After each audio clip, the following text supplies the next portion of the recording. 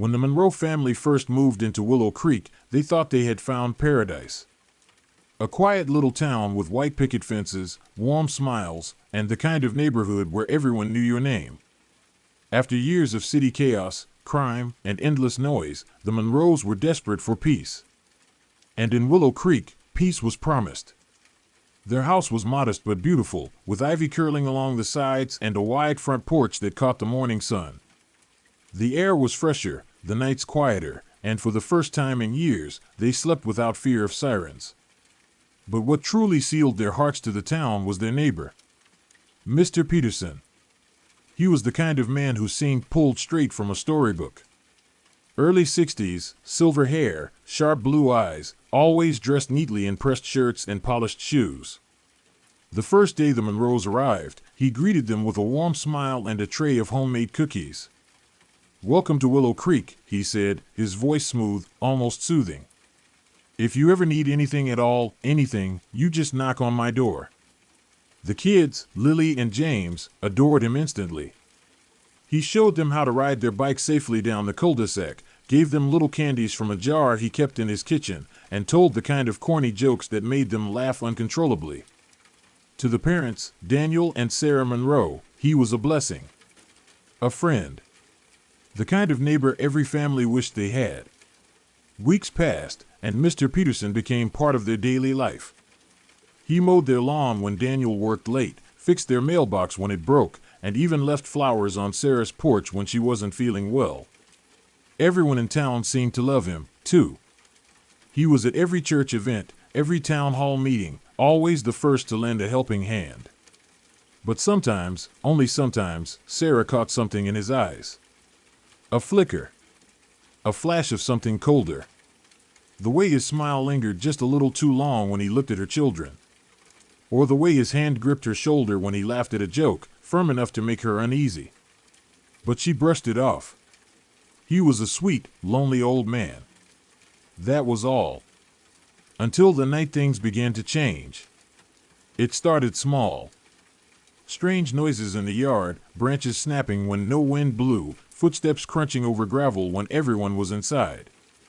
Daniel dismissed it as raccoons, maybe stray dogs. But Sarah wasn't so sure. Then one evening, she swore she saw a figure standing at the edge of their backyard, half hidden behind the oak tree. When she turned on the porch light, it was gone. The next morning, there was a gift on the porch. A small wooden birdhouse, hand-carved, painted red and white. Attached to it was a note in neat handwriting. "For the kids. From your neighbor, Mr. Peterson." It was thoughtful. Sweet, even. And yet, Sarah couldn't shake the feeling that it wasn't just a gift, it was something else. A reminder. A signal that he had been there, watching. She tried to ignore it. But then Lily, only 7 years old, said something that made her blood run cold. "Mommy," she whispered one night before bed, "Mr. Peterson told me not to tell you our secret." Sarah froze. "What secret, honey?" Lily bit her lip nervously. "He said if I told, I'd be in big trouble. But he said we could play a special game. A game where we don't tell Mommy and Daddy." Sarah's chest tightened. She pressed gently. "What game, sweetheart? What did you do?" But Lily only shook her head, pulling the blanket over her face. "I can't tell. I promised." That night, Sarah didn't sleep. She watched through the blinds, eyes scanning the dark street outside. And there he was. At 2:17 a.m., Mr. Peterson stood on his porch, facing their house. Not moving. Not blinking. Just watching. When she told Daniel the next morning, he laughed it off. "He's just an old man. Probably has insomnia. You're overthinking it." But Sarah wasn't overthinking. She was listening to her instincts. And they were screaming. A week later, something happened that ripped the illusion apart. James, only 10, came running into the house, face pale as a ghost. He had been in Mr. Peterson's backyard, chasing his ball, when he noticed something odd. The old shed in the corner, always locked, always avoided, was wide open. Inside, he saw something he couldn't explain. There were pictures, James stammered, shaking. Lots of pictures. Of kids. On the wall. Some of them had excess over their faces. Sarah felt her stomach twist. She wanted to march across the street and confront him. But Daniel stopped her. "We don't know what he saw," he argued. "He's just a kid. Maybe it was magazines, maybe something else. We can't just accuse him." But Sarah knew her son wasn't lying. That night, she couldn't resist. While Daniel slept, she slipped out, heart pounding in her chest, and crept into Mr. Peterson's yard. The shed was locked again, padlock glinting in the moonlight. She tried to peer through the crack in the wood, but it was too dark to see. She was about to leave when she heard it. A noise. Not from the shed, but from beneath it. A muffled sound. A faint cry. She stumbled back, her blood running cold. It was a voice. A child's voice. Whispering. Pleading. "Help me." Sarah covered her mouth, tears welling in her eyes. She bolted back inside, her mind racing.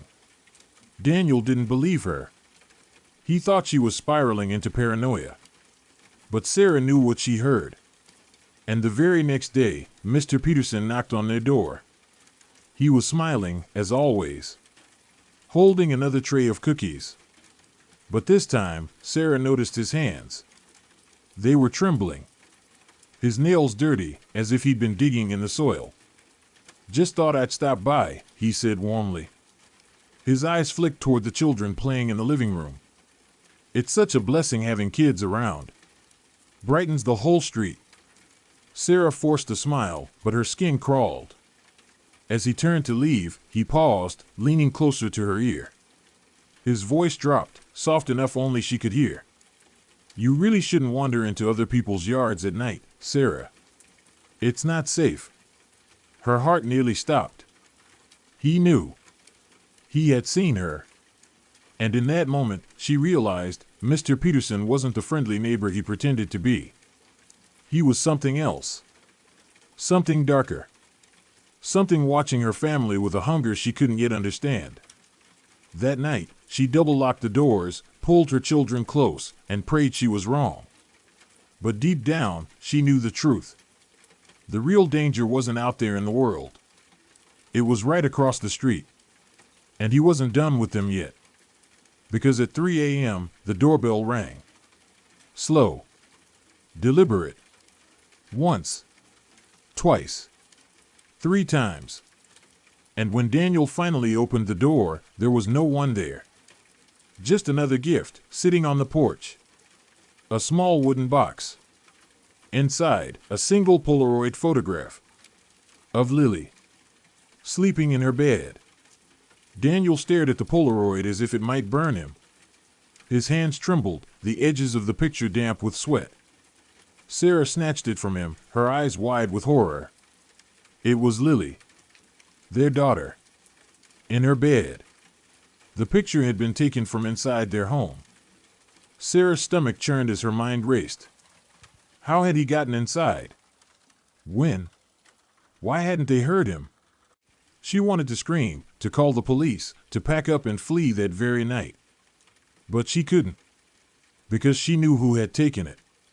And she knew the police wouldn't believe them. Not about Mr. Peterson. Not in Willow Creek. The town adored him. He was their golden citizen, the man who held barbecues for the block, who donated to the church, who mowed lawns for the elderly. No one would ever think he was capable of something so sinister. If she accused him, she and her family would become outcasts. Worse, they might put their children in even greater danger. "Sarah," Daniel whispered, his voice breaking, "we can't stay here. Not another night." But before they could even pack, another knock rattled the door. It was morning now, sunlight bleeding into the room, but the sound froze them in place. Sarah's heart pounded. Slowly, Daniel opened the door. And there he was. Mr. Peterson. Smiling. "Good morning, neighbors," he said cheerfully, holding a steaming basket of muffins. I thought I'd bring breakfast over. Kids love these. Sarah's throat tightened. She wanted to slam the door in his face, scream at him, accuse him, but she couldn't. Because Lily and James were right behind her, peeking curiously at their beloved neighbor. Daniel forced a smile, his knuckles white on the doorknob. That's thoughtful of you, he managed. Mr. Peterson's eyes twinkled. But then, for the briefest moment, he glanced down. His gaze flickered to Sarah's hand, still clutching the Polaroid. His smile widened, but this time, it didn't reach his eyes.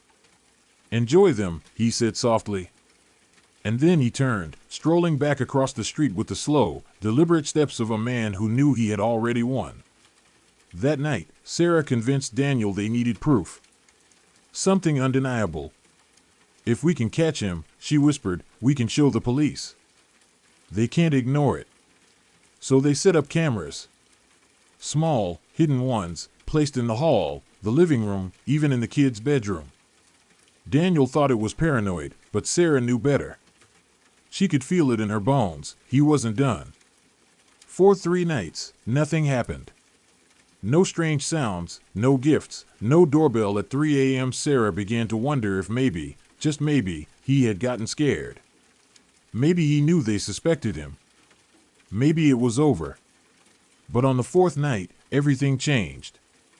The footage showed it clearly. At exactly 2:46 a.m., the back door creaked open. A shadow slipped inside. Tall, deliberate, moving without a sound. It was him. Mr. Peterson. He walked through their kitchen as though he had lived there his entire life. Past the living room, past the hallway, straight to the children's bedroom. He stood there for 7 minutes. Watching. Breathing. Just watching. And then, before leaving, he bent down. His hand moved toward Lily's blanket. He tucked her in, brushed her hair back, and whispered something so soft the camera barely caught it. Soon. When Sarah saw it, she nearly collapsed. Daniel wanted to take the kids and leave immediately. But Sarah refused. If we run, he'll follow us. He'll find us. We need to end this. Here. Now. The next evening, she marched to his house. Daniel begged her not to. But she couldn't take it anymore. The door creaked open before she even knocked. Mr. Peterson stood there, as though he had been waiting. Sarah, he said warmly. What a surprise. Her voice shook with fury. Stay away from my children. For a moment, his face didn't move. Then his smile returned, but slower. Colder. Now, Sarah. Is that any way to talk to your neighbor? After all I've done for you? Her fists clenched. I know it was you. The pictures. The Polaroid. The cameras don't lie. The air grew heavy. The charm drained from his expression. His eyes hardened, sharp as glass. You shouldn't have done that, he murmured. She stepped back instinctively, but before she could leave, his voice rose, sharp and venomous. You think you understand, but you don't. This isn't about you, Sarah. This isn't even about your children. It's about keeping the order. About tradition. Things you wouldn't understand. But you will. Oh, you will. Then, suddenly, his face softened again. That warm, neighborly mask slid back into place. He chuckled, shaking his head as if she had overreacted. But of course, you've misunderstood me. I'd never hurt those sweet children of yours. Never. And he closed the door. Sarah stumbled back across the street, shaken to her core. His words echoed in her head. Tradition. Order. What did that mean? Later that night, when the children were asleep, Daniel revealed something that made her blood run cold. He had done research on Peterson. The man had lived in Willow Creek his entire life. Never married. No children.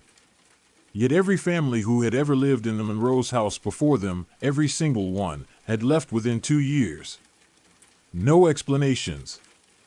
No warnings. Just gone. And some of them were never heard from again. Sarah's mind raced. Was he driving them out? Stalking them? Or was it something worse? The answer came sooner than she expected. At 3 a.m., the doorbell rang again. This time, Daniel was ready. He grabbed a bat, stormed to the porch, and yanked the door open. But there was no gift. No picture. Just silence. And then, a sound. From upstairs. A scream. Sarah bolted up the steps, her heart in her throat. She threw open Lily's bedroom door, only to find the window wide open. Curtains billowing in the cold night air. And Lily was gone. On the windowsill, in neat handwriting, was a note. She belongs to me now. Sarah's scream tore through the house, raw and animal. She clutched the windowsill, staring into the night, her heart pounding so hard she thought it might burst. Lily was gone. Her baby girl, gone. Daniel rushed in, gripping the note with trembling hands. His eyes scanned the words over and over. She belongs to me now. No. Sarah sobbed, shaking her head violently. No, no, no, he can't have her. We have to get her back. We have to. Daniel grabbed his phone, dialing 911 with frantic fingers. But the operator's calm voice was like ice water. Sir, we'll send a patrol, but Mr. Peterson is a respected citizen. Are you sure this isn't a misunderstanding? A misunderstanding. The words nearly broke him. They couldn't count on the police. They were alone. Without hesitation, Sarah stormed out the door, Daniel on her heels. They crossed the street to Peterson's house, banging on the door with all the force of their desperation. No answer. Daniel didn't wait. He kicked the door open, splintering it off its hinges. The house was dark, eerily silent. Too silent. The smell hit them first, stale wood, mold, and something faintly metallic. They crept through the rooms, calling Lily's name, their voices trembling. Each step deeper into the house felt like walking into a nightmare. The family photos on the walls weren't of Peterson's life. They were of other families. Other children. Smiling faces Sarah didn't recognize, framed neatly like trophies. Her stomach turned. Then they found the basement door. It was locked. Daniel rammed his shoulder against it, again and again, until the wood splintered. The door burst open, and a wave of cold, damp air washed over them. The basement was lit by a single hanging bulb, swaying gently. And on the walls, pictures. Hundreds of them. Children's faces, taped in neat rows. Some were faded, yellow with age. Some had excess slashed across them in red ink. And in the center of the room, on a crude wooden chair, sat Lily. Her hands were tied, her eyes wide with terror. "Mommy," she cried, struggling against the ropes. Sarah ran forward, but a voice froze her in place. "Stop." Mr. Peterson stepped from the shadows. His smile was gone. His eyes burned with something ancient, something feral. In his hand, a long, gleaming knife. "You shouldn't be here," he said softly. "This isn't for you to interfere with. It's the way it's always been." Daniel spread his arms, shielding Sarah and Lily. His voice shook with rage. "Let her go. Now." Peterson's expression barely changed. "You don't understand. You're outsiders. Willow Creek has rules. A balance that must be kept. Every few years, a family comes. A family with children. And one child is chosen. Always has been. Always will be. That's why they all leave. That's why they disappear." Sarah's blood turned to ice. "You're lying." But Peterson only chuckled. "Do you think it's coincidence? That every family before you vanished? It's tradition. A sacrifice to keep this town safe. To keep me safe." His voice broke into a whisper. It has to be her. She was chosen. Sarah's tears blurred her vision. She's my daughter. You can't take her. Peterson's smile returned, twisted now, almost pitying. You can't stop it. If you take her back, if you fight this, the whole town will turn on you. They know. They've always known. That's the truth behind Willow Creek. For a moment, silence hung in the basement, heavy and suffocating. Then Daniel moved. With a roar, he lunged, swinging the bat he had carried from the house. Peterson tried to dodge, but the bat connected with his shoulder. He stumbled, the knife clattering to the ground. Sarah rushed to Lily, tearing at the ropes with trembling hands. It's okay, baby. Mommy's here. You're safe. But Peterson wasn't finished. He rose, eyes wild, blood trickling from his mouth. You don't get it, he screamed. You'll never escape. If not her, then another. If not me, then someone else. This is bigger than one man, it's the town itself.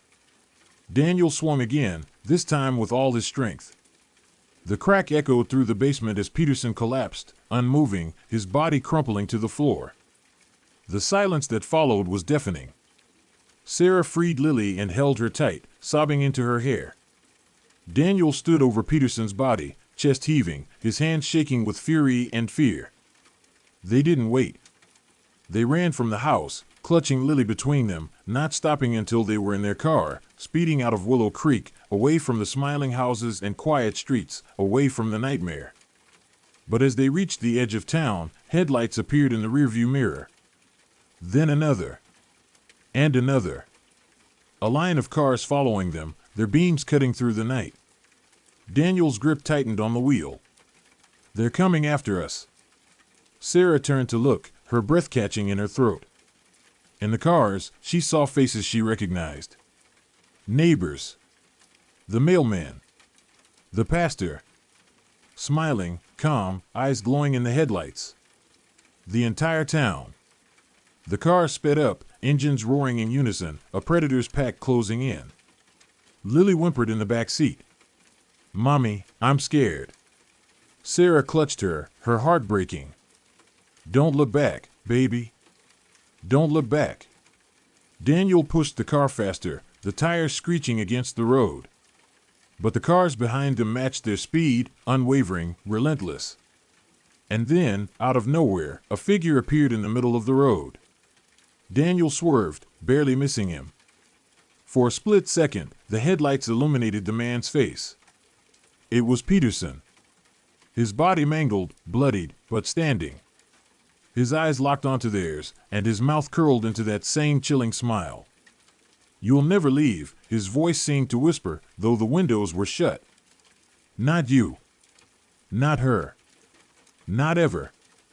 The car veered off the road, crashing into the darkness. The world spun, metal crunched, glass shattered. And then, silence.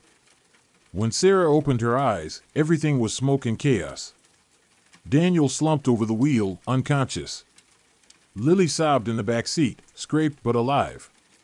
And standing just outside the broken window, bathed in moonlight, was Mr. Peterson. Perfectly still. Perfectly calm. He leaned down, his face inches from hers, and whispered through the glass. Welcome to Willow Creek, Sarah. You'll understand soon. They all do. And then he was gone. Vanished into the night. Leaving Sarah trembling, clutching her daughter, trapped in a town that would never let them go. Because the scariest truth about the friendly neighbor wasn't that he lived across the street. It was that he wasn't just one man. He was the town itself. And in Willow Creek, the neighbor is always watching.